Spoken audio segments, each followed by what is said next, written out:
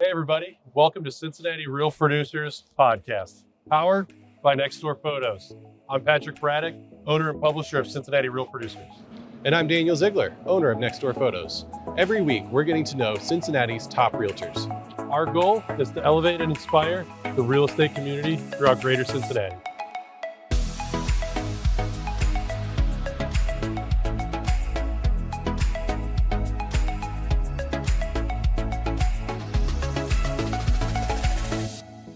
All right, today we have Andrew Hersey with Star One Realtors. Andrew is in his 9th year selling real estate, and his career volume is over 71 million. In 2023 alone, his volume was an outstanding 15 million, up from 12 million in 2022. Andrew has been honored with the Circle of Excellence Award every year since 2017 and the Ohio Realtors President's Sales Club since 2016. Andrew was also the recipient of the Realtor Alliance of Greater Cincinnati's Realtor of the Year Award in 2022. Welcome to the show, Andrew Hersey. Hello. Welcome. Realtor of the Year, man. That's pretty distinguished. I was shocked. 6,000 plus agents. And at that point, there was probably 7,000.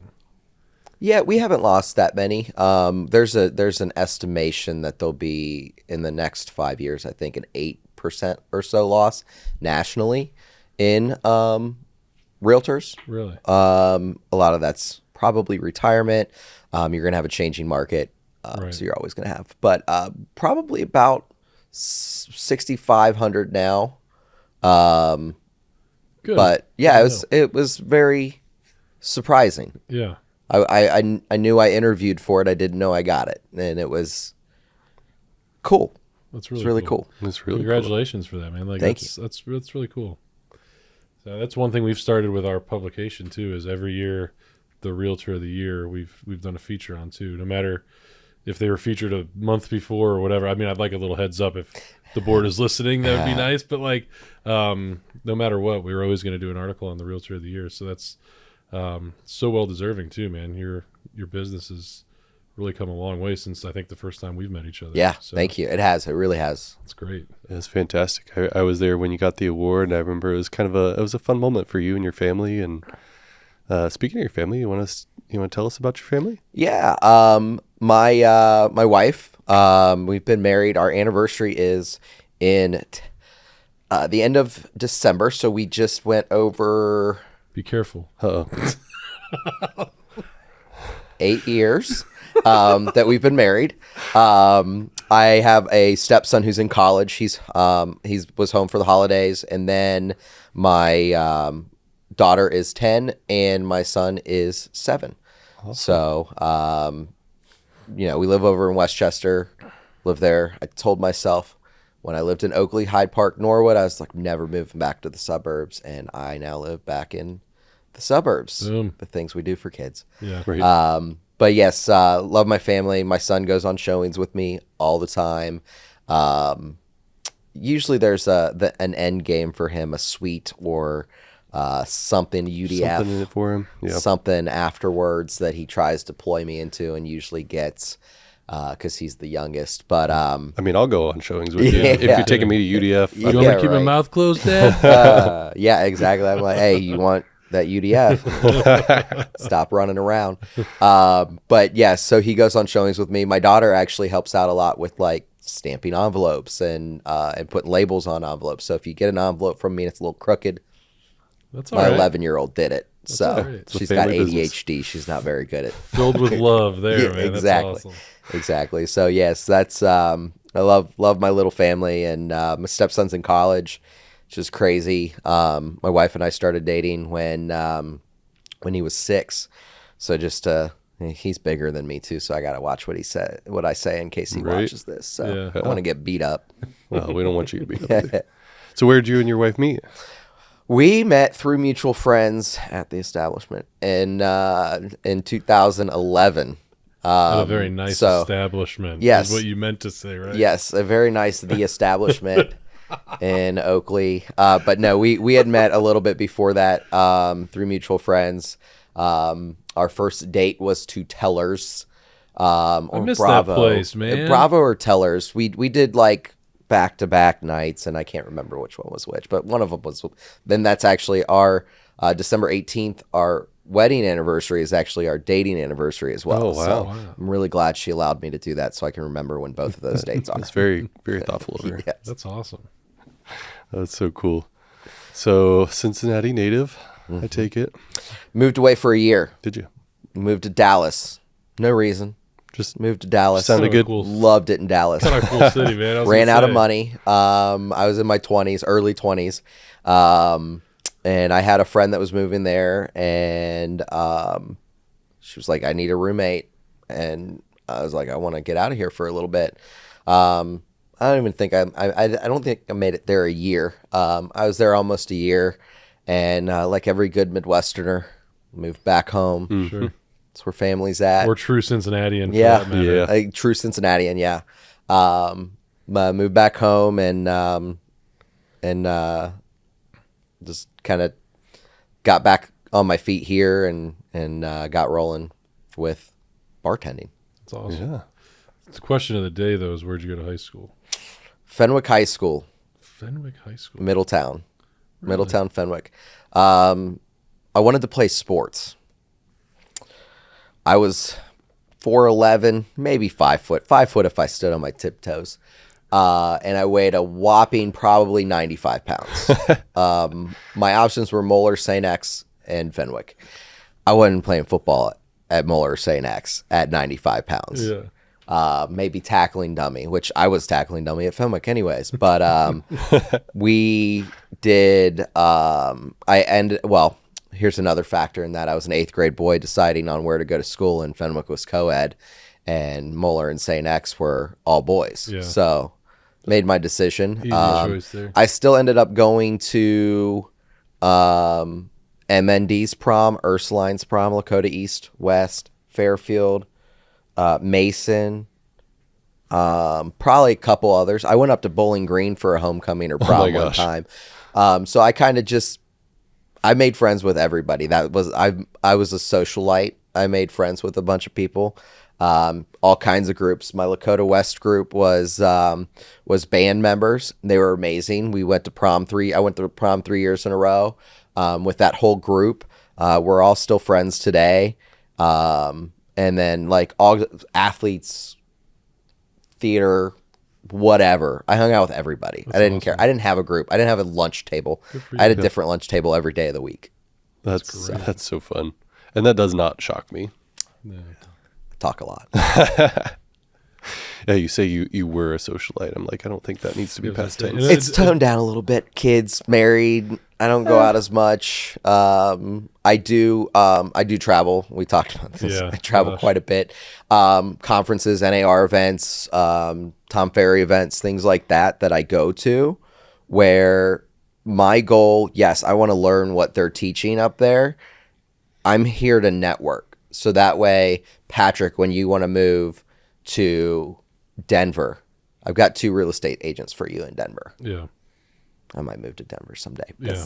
Denver's But nice. I've got 2 real estate agents that I know, that I've met, that I've talked to, that I have a personal relationship They're with. reputable, yeah. I'm not going on Facebook and saying, who knows somebody in Spokane, Washington? I know somebody in Spokane. I've met them. Yeah. So it's a matter of, for me, meeting as many people as I can, so that when my clients have somebody that they want, or when my clients need somebody in a city that they move to, I can give them somebody that I know, that I've interviewed, and they may not know they're getting interviewed. I'm having a lunch or a happy hour drink with them, and I'm listening to them talk, and I'm figuring out if they Sure. would be a good fit for my client. Right. So that I take very seriously when I travel for work. Because That's I don't want to put my phenomenal, man. name on it. I don't want to put my name on Right. something that is some random from Facebook. Sure. I'll say this till the day I die. You can go to a networking event, and sometimes the best part of the networking event is sitting at the bar having a drink with somebody you just met. Absolutely. You know, like, yes, you want to learn, you want to take notes, you want to digest a few things to take with you, because you can't take everything. Nobody's able to apply everything to their business, right?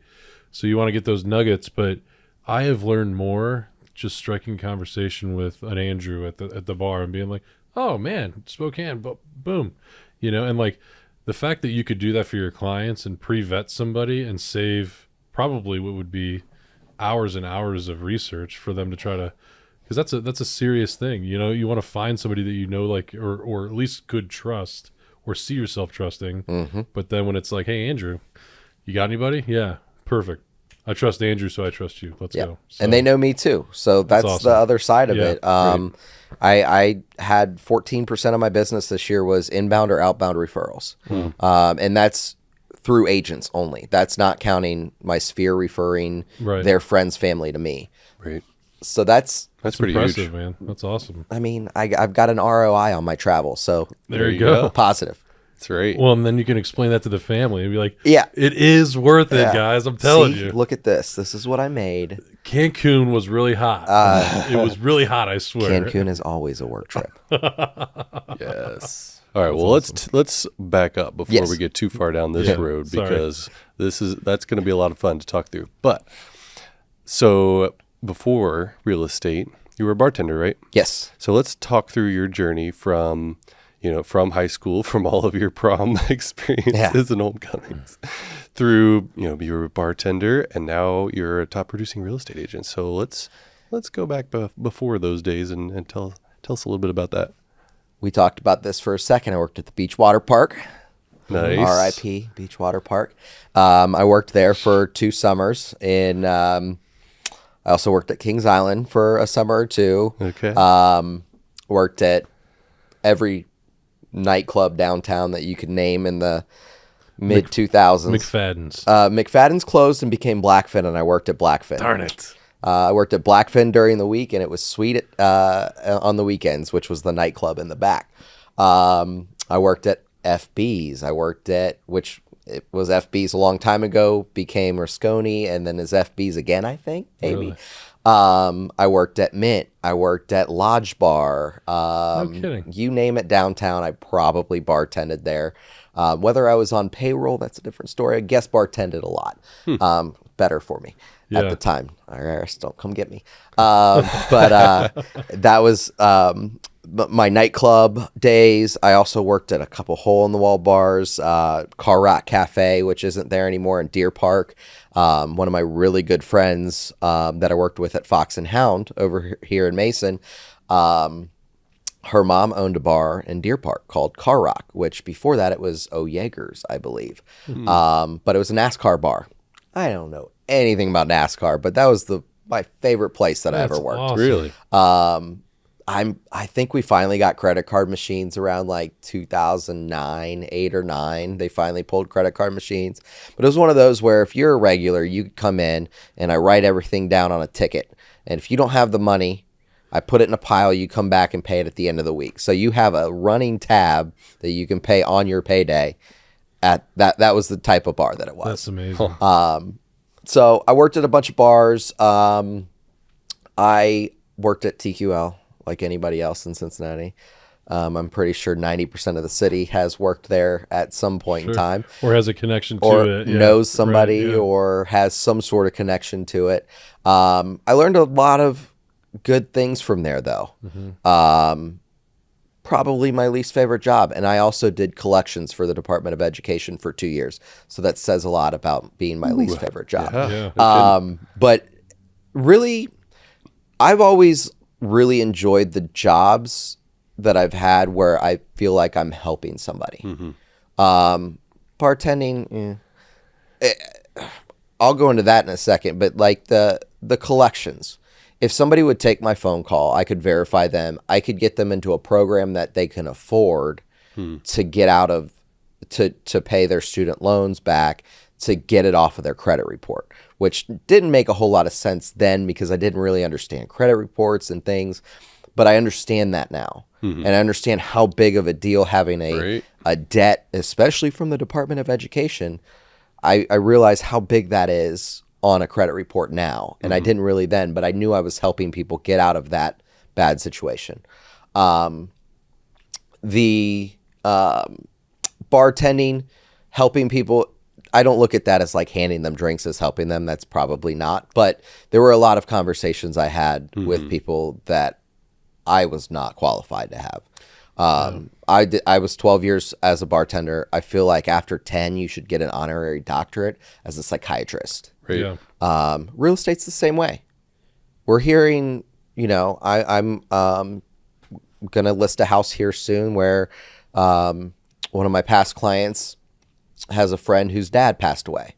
So we're going to go through that process. I deal with a lot of people that are going through a divorce, which is this incredibly unfortunate situation.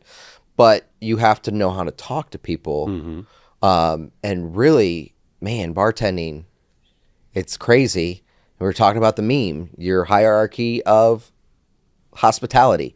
You start as a hostess, host or hostess, then you go to a server, and then you go to a bartender, then bar manager, and then real estate. I felt attacked when I saw that, but it's very true. Yeah. We, as bartenders, we would take people, and you aren't going to be a good bartender if you can't talk to people. Kind of the same for real estate. You can kind of get away with it, but you have to know how to talk to people to be good at real estate. Mm-hmm. Yeah, no doubt about it. Well, I think it's interesting how you talked about earlier you're friends with everybody, and you're like, yeah, I can talk, and I'm like, yeah, you can talk, but the fact that you can talk to everybody is a very, very much a tribute to probably a lot of success in real estate, because you're not like, hey, I'm looking for, I could talk to type A over here, but not type B. Whereas you have a way of helping everyone on a level that they understand and they can connect with, So that's pretty cool. It takes some adapting, Yeah. because I'm very, like, I can be overbearing, and I realize that, and it's reading people's body language and things like that, and that again, bartending, you learn to read people's body language. You learn, okay, they're very uncomfortable. They don't like either what I'm talking about. They don't like where this is going. Let's change the subject. Let's talk in a different tone. Let's figure out what we need to do to make them feel comfortable. So it's really adapting to different people and understanding different people and understanding their body language.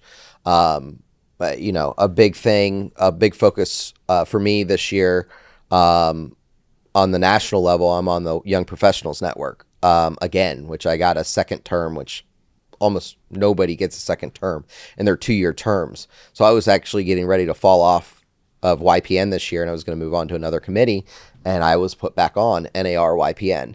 And one of our feedback pieces that we got from an August event was that it felt very cliquey, and they didn't include newer people.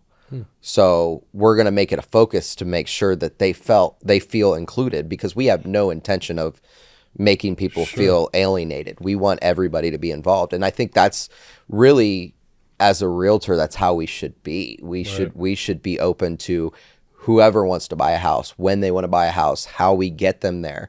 You may not be ready to buy a house right now, but let's figure out what we need to do to get you there. If it's 5 years from now, let's start now. Right. Let's figure out how to save that money. So that's kind of, I want to make sure everybody's included and able to do what they want to do. And homeownership's not for everybody. Not everybody wants to buy a house. Right. Perfectly fine. I got friends that are lifetime renters. They're happy. Right. I'm happy for them. I don't want to cut the grass. I don't cut my grass. $35 a week. Man, you got a deal. It's just the front yard. That's awesome. Well, speaking of YPN, I mean, I know that's something you're pretty passionate about, and that's kind of how you and I met.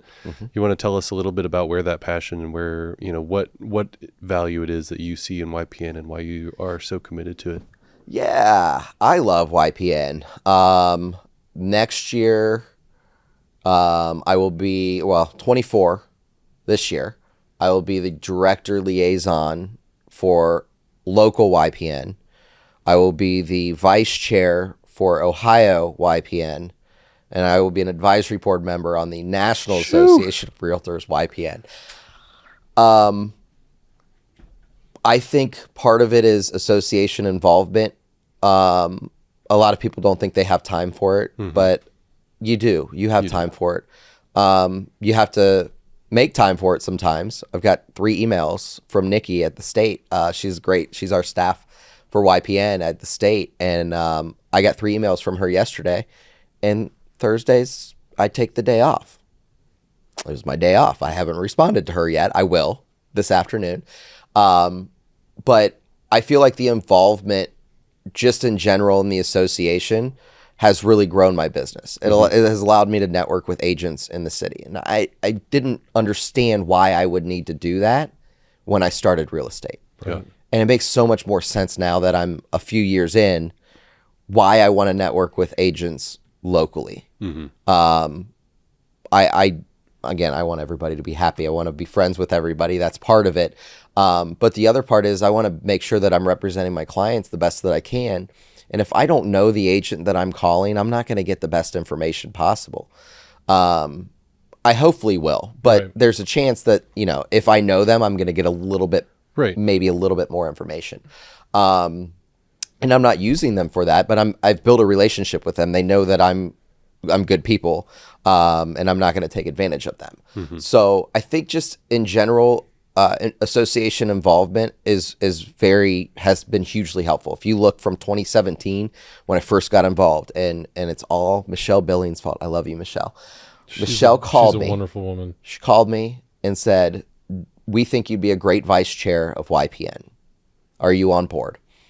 And it was a personal phone call. And I said, "Well, yeah, I'm definitely in for that." And this was 2017. 2016, all I did with YPN, I played kickball. I went to a couple meetings. I played kickball. It's like, yeah, easy. Sure. We've transformed significantly from then. So from then, I've learned that we need to pull ourselves as the committee away from being known as the party committee. Can we have happy hours? Yes. Let's make the happy hour mean something, though. Let's team up with Realtors with Heart. Let's team up with community outreach. Let's go do this event that has meaning. Right. The other big thing on that is pulling new agents up, and really making sure that they understand what the association is, what the association does, and if they want to be involved further, great. Introducing them to new committees so that maybe they can find their passion. If somebody's passion is community service, we've got a committee for that. Right. We've got two. We've got Realtors with Heart, and we've got community outreach. So really, maybe diversity is theirs. So we put them towards diversity. I'm still working to find what my other passion is besides YPM, but I'm really passionate about that. And one of my pins is Ignite Others. And that's Tracy Casper, NAR's president. That's her thing this year. Last year was Riding with a Brand. This year is Ignite Others. Pull others with you. Bring them with you. Help people. One of her big things that I'm involved in is bringing financial literacy courses to high schools. That's they want to touch like 23,000 high schools around the country before the end of the year, which seems like a big feat. But they have a program that's a 15-minute program, a 30-minute program, or an hour-long program where you can get with superintendents and pick a high school to go to. And we're focusing on 11th grade students.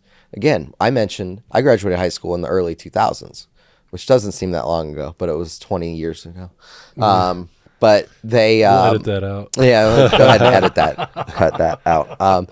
But the credit report thing that I mentioned in my 20s, I didn't realize in my 20s how important a debt like student loans could be on your credit report and what implication that has on your future.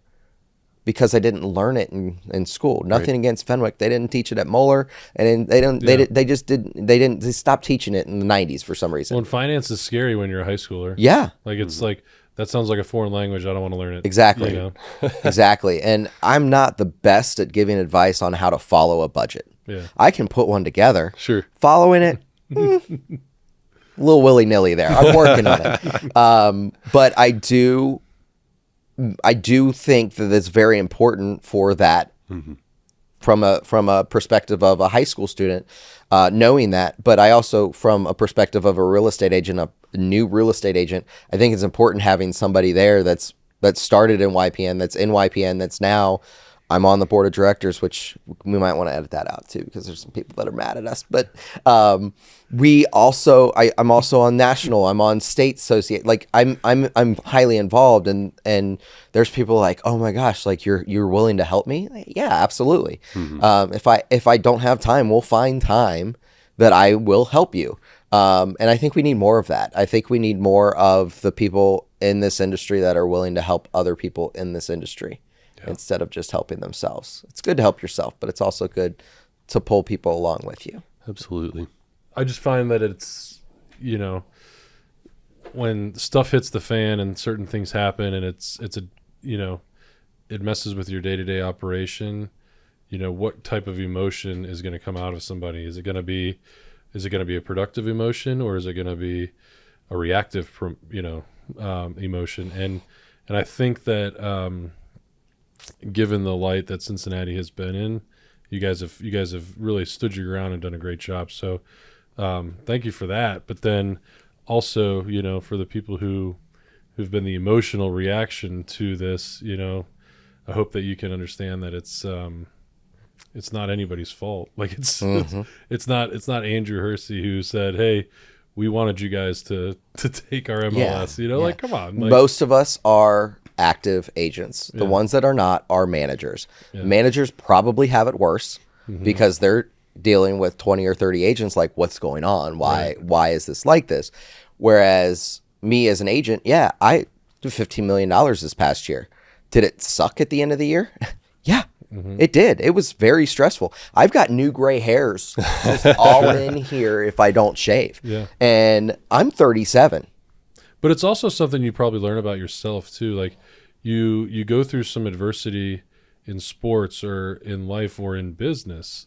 In this specific example, you go through some adversity in business, and how do you react? We've been able to see how certain people react.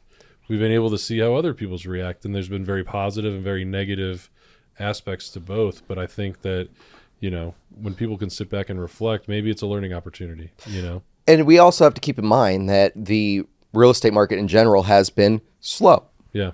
It got slow on the coast over the summer, and it was still rocking here. And then we're always 2 or 3 months behind the coast. Yeah. We see the slowdown 2 or 3 months after them. It happened to be right in the middle of a ransomware attack and switching MLSs and all the stuff that happened all at once. We had to work harder. And going back to being involved in the association, I'm always busy. And I feel like if I'm not, I start to freak out. Yeah. And I think a lot of people got unbusy and freaked out. Yeah. I try to keep myself busy and keep myself motivated and keep myself always something to do. That's just how I am. That's how I operate. I get that not everybody operates that way. But I think we saw a slowdown that was going to happen, whether it was Rapatoni or Perchwell. Right. And I think a lot of people with the change and the slowdown got very emotional. Sure. And I completely understand it. But instead of getting emotional, I got busy. Yeah.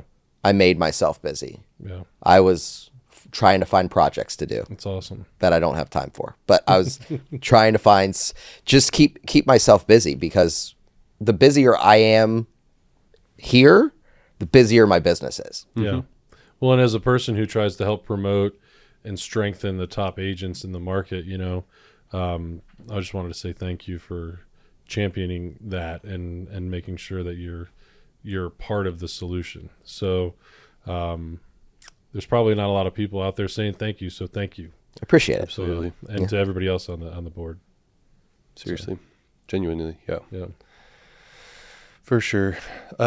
So I'm kind of curious too, like we've talked about your experience that you brought in from being a bartender, and I think that is a huge piece, like just how you're able to talk to anybody and you know how to adapt. What do you think, is that your secret sauce, or what do you think is the key that has made you one of the top producers here in Cincinnati? I think partially the experience and the adaptability. Yeah. I would say mostly the way that I run my business. I run my business based off of building relationships. I had a buyer's agent last year, and it went well, but I didn't like it because I didn't get to know my buyers. I didn't get to know my clients. So I feel like I missed a whole year. I had a whole bunch of time that freed up, but I feel like I missed a whole year of building relationships with buyers. And for me, that's a big deal. I want to have those relationships with my clients. I do pumpkin pies every Thanksgiving. I just sent out holiday cards to all my clients. I'm getting, we did baskets that Mrs. Petrelli, if you've ever been to Petrelli's in Mason, they closed during COVID. Mr. P and Mrs. P were my teachers in grade school. And Mr. P does my closing gifts. He hand pencil stitches the houses, frames them, and I give them to clients as a housewarming gift. And she still makes her spaghetti sauce, marinara sauce, which is it's good. I'll try to get you guys market that. But I gave away baskets over the holidays for that. One of them's a wine basket, and then I had 3 baskets that were pasta that they imported from Italy, snacks that they imported from Italy, their sauce, a bottle of wine, one of his drawings of Italy. So Italian baskets. I try to do stuff for my clients every single month. If you have a birthday and you're my client, you get a birthday card. Handwritten by my mom. And I used to do that. I get 3 letters and I'm like, oh, arthritis. Oh God, the cramps. I don't know how we used to write in grade school, but my mom hand writes them. We put a Starbucks gift card in it so you can get some Starbucks on your birthday. We also do the same thing for purchase anniversaries. 2021, I gave away a trip to Jamaica. Nice. I remember when you did that. That was awesome. I think I'm going to do that again next year. That was a really good idea. Maybe. Stay tuned. We'll have to see. It's a write-off. But no, I did that in 2021. I always try to have something focused on my past clients, my sphere, movies, rent out a movie theater. If anybody has $1 million listing that they want to put on the market, I'll do a Botox party. That seems to be a poppin' thing going on right now. Yep. But I always I've really gotten good at narrowing down my marketing spend and my ad spend and things like that to focus on the people that have trusted me continually and that have sent people to me. That's very important to me. I think that's kind of, I don't want to say sets me apart because I know other agents do that as well. But I have a calendar of things that I'm going to do every single month of the year. And it all involves past clients, sphere, or my farm, which is my neighborhood that I live in. And the neighborhood my mom lives in, since she's licensed as well. We really are focusing on those. And that's where most of our business is. That's where most of our business comes from.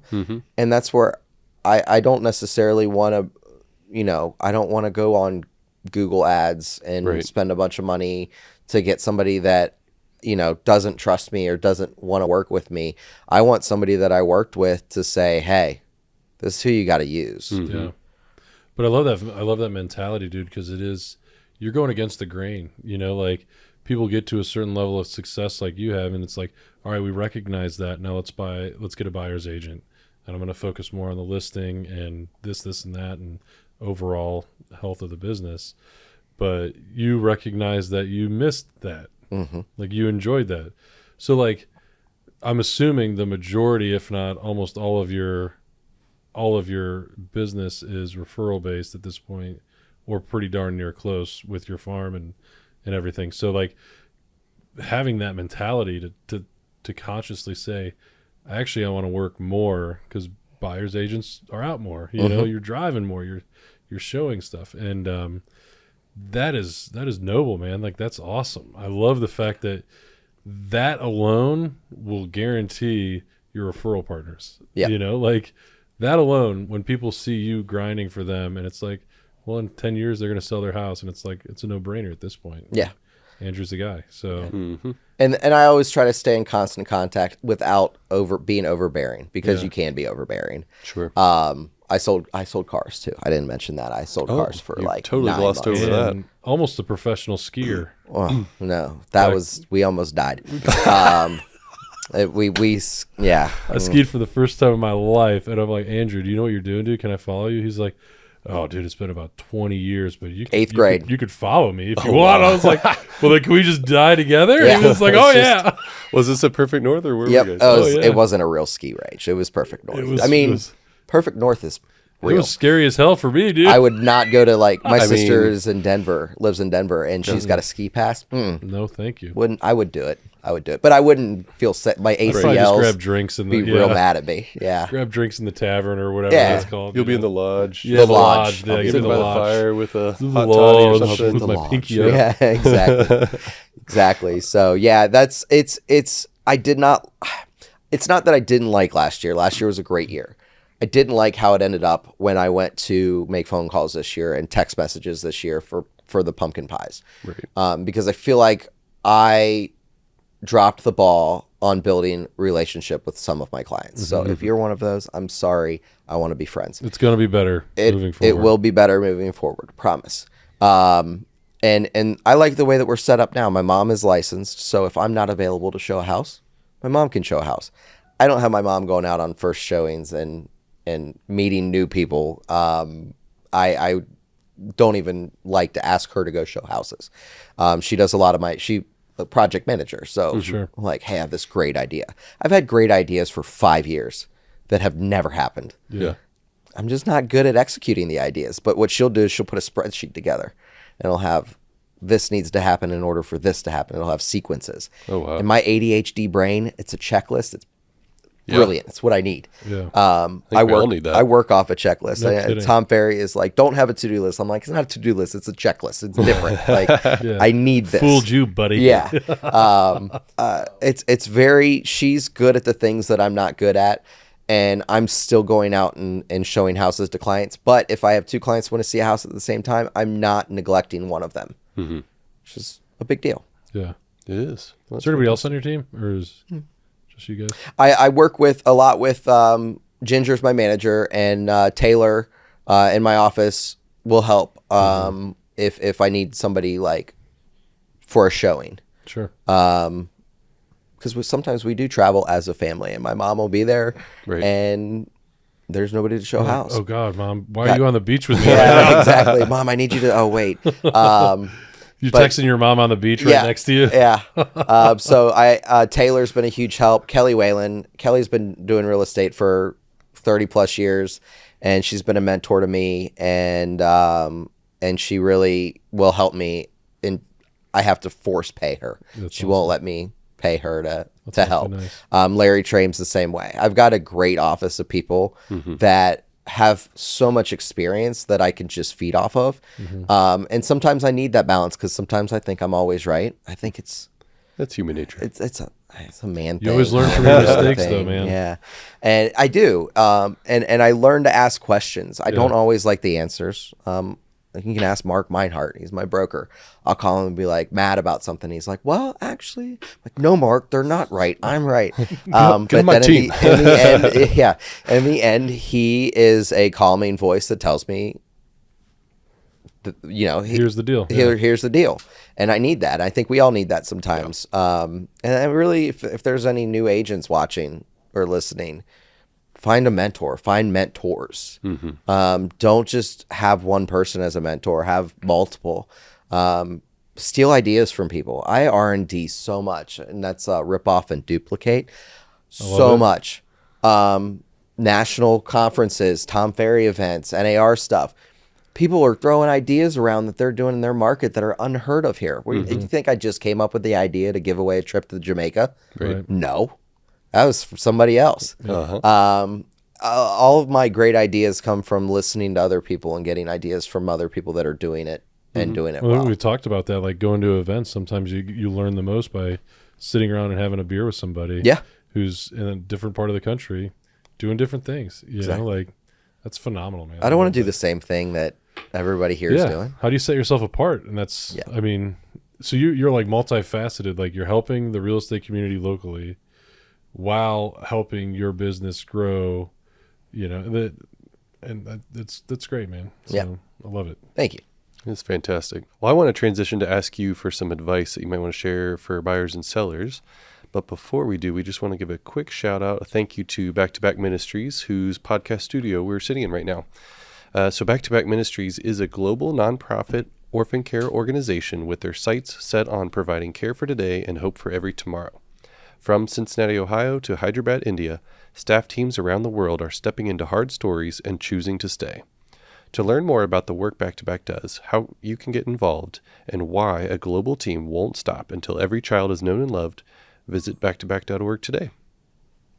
So we're super grateful to Back to Back for this space. It is perfect. It's perfect. But with that done, I want to ask you, Andrew, if you want to share any advice for buyers and sellers in this market that we're in. Be patient.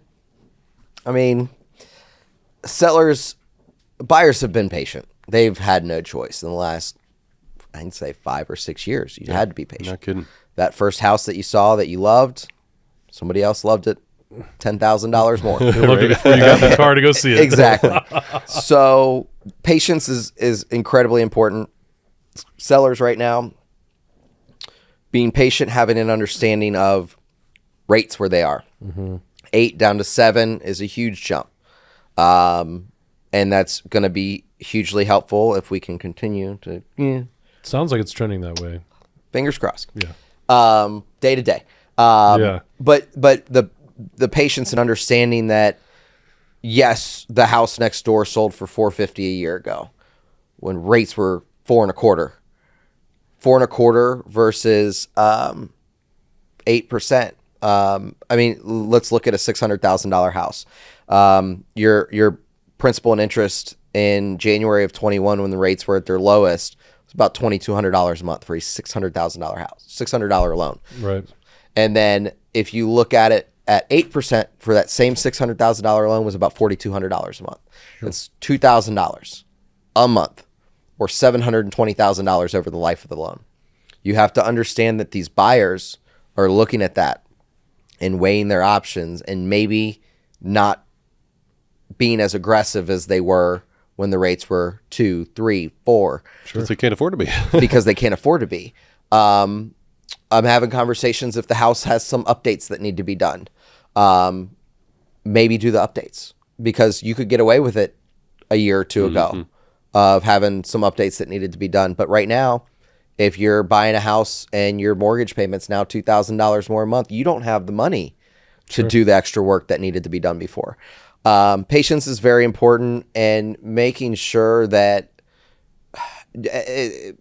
for us as agents, we need to be educating the buyers and sellers on the changing market. I do a buyer consultation before I go show houses to buyers, and I will sometimes do 2 or 3 before they're ready to go look at a house, because we may have started a year ago, and guess what's changed?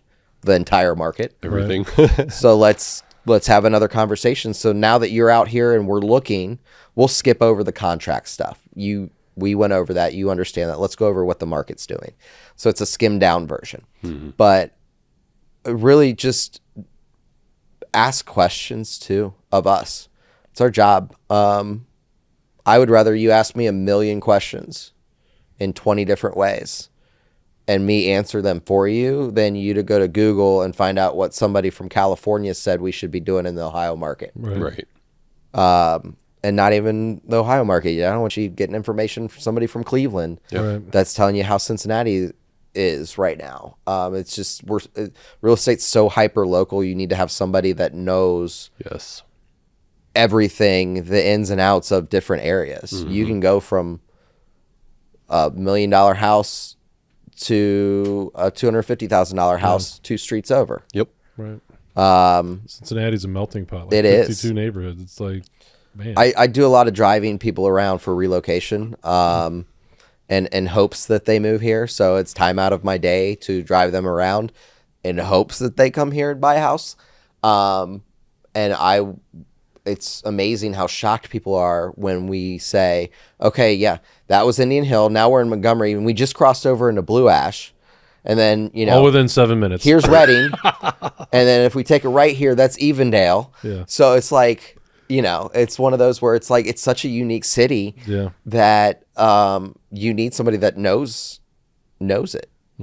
So make sure your agent I love your thoughts on education. That's so key right now. And like resetting expectations for buyers. So smart. Yeah. Like, hey, yeah, we talked last year, but yeah, let's talk. And we could do a whole So podcast smart. buyer consultations and Yep. buyer broker agreements, because I've been having my buyers sign buyer broker agreements pretty consistently since 2019. And that's something that's going to come up with everything going on with lawsuits and things like that. If we want to be representing a buyer and ensure that we get paid for the work that we do, we're going to need to keep in mind that we may need these buyer broker contracts. And it also sets my clients on a different level with me. If you are a client and you want to see a house at 6:00 tonight, I've got plans at 6, but my plans can go to 7. But if you're a customer and you're not committed to me, I'm available tomorrow morning at 9:30, 10 o'clock. Yeah. Great. And I don't know if the house is going to be there. Right. And that's just how I run my business. And I don't do it to be rude, but if you're not committed to me, There should be a mutual necessarily respect. Yeah. committed to, Yeah. I'm committed to you, Right. but I'm not going to drop everything I have to go rush to your beck and call. Yeah. I used to. Year 1 and 2. Whew, whatever you need. Yeah. But I think you should do that year 1 and 2. I think you should, just to learn. Hustle. Yeah. Just hustle. But hustle smart like you are. You're still hustling. You're just hustling smarter. That's right. I have my Yeah. time blocks, and I am getting better at following my time blocks and giving myself a day off a week. And that's another thing as realtors that we forget to do. Yeah. All of a sudden, we just work Monday through Sunday. And even if I'm not working a 9 to 5 Monday to Sunday, but Right. I was up until 11:30 submitting an offer last night at a showing that I had at 7:30 p.m.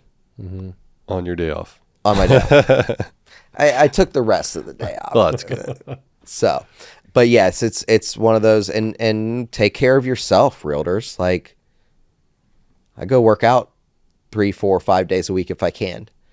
And there was a point where I started to feel like I was dragging with everything. And once I got back to working out and kind of watching what I'm going to eat, I think I'm going to go get Skyline for lunch today, which isn't really watching what I eat. You want to go get Skyline? It's a good cheat day. I'm in. Let's go. Lucky. It's a cheat day. See, I'm I gonna should go. be listening to you. You know. Dude. Back in the gym. There Let's we go. We can go to the gym later. We'll go to Skyline for lunch. But I really think that taking care of yourself, and since I started to get back to the gym and be consistent and put it on my schedule, I've felt a lot better, and I've been a better client or better agent to my clients and things like that. Business It's like owner, a direct doing reflection on your mental health too. Oh yeah, It's yeah, all yeah. connected. Although the kids just drain that right out as soon as I build that up. Yeah. That's why I go to the gym at 9 when they're in school, so I at least have half a day Yeah. of some sanity. There you go.